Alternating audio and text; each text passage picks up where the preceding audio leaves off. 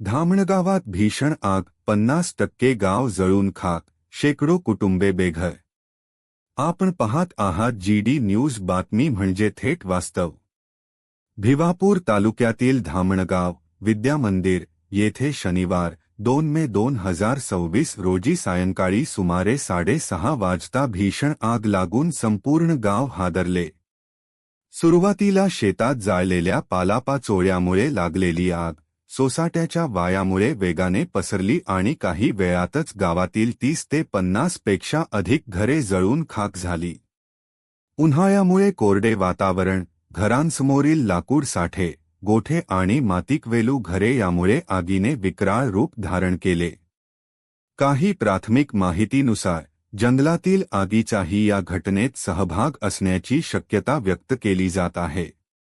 या आगीत अनेक कुटुंबांचा संसार अक्षरशः राख झाला.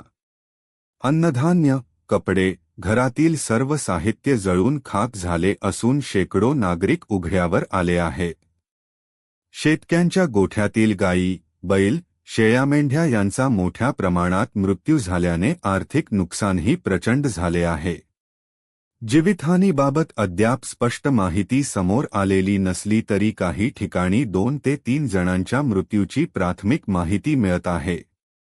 अनेक नागरिक जखमी झाले असून वीज पुरवठाही खंडित झाला होता.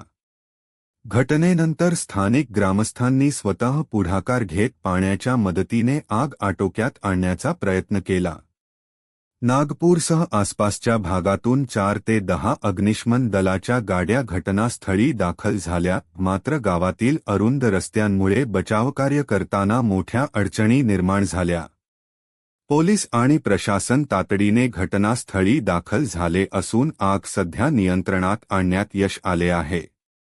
बाधित कुटुंबांसाठी पंचनामा सुरू असून तातडीची आर्थिक मदत, निवारा आणि अन्नपुरवठ्याची मागणी जोर धरत आहे.